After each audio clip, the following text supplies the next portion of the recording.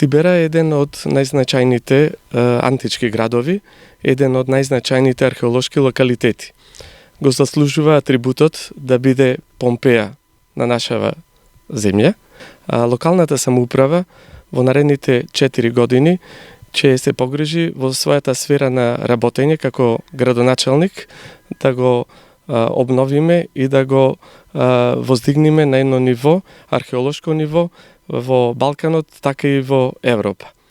Секоја благодарност и честитки на музејот, Заводот музеј на Прилеп, кој што е и овој локалитет под надлежност, посебно до археологот Душко Темелковски. Како локална самоуправа ќе се погрижиме во рок од 1 месец Стибера да добие информативни табли и патокази, каде што секој турист или ентузијаст ќе може лесно да го најде пристапот до ова археолошко откритие. Стибера бил значен урбан центар на областа Дериоп во Пелагонија, кој што започнал со своето постоење во времето на македонските кралеви, некаде во 3-тиот век пред нашата ера. Меѓутоа, својот процут го има во римско време, за време на Римската империја, поточно во 1-тиот и 2-тиот век од нашата ера, и градбите што ги откриваме на самиот локалитет се од тој римски период.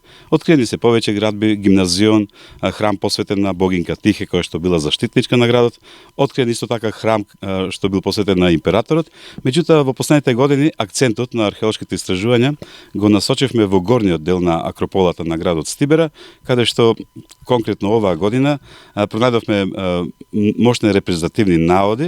Сушност ја најдовме агората, плоштадот, пазариштето на градот Стибера и мощни, како што кажа, репрезентативни наоди од мермер, како што е биста на сопругата, најверојатно сопругата на римскиот император Антони Пий. Потоа најдовме 2 мерни маси. На едната маса се поставувале продукти во тврда состојба, како што е зеленчук, овоше, житарици, а додека другата мерна маса е раритетна, затоа што таква мерна маса сочувана во таа мера е пронајдена само на Помпеја.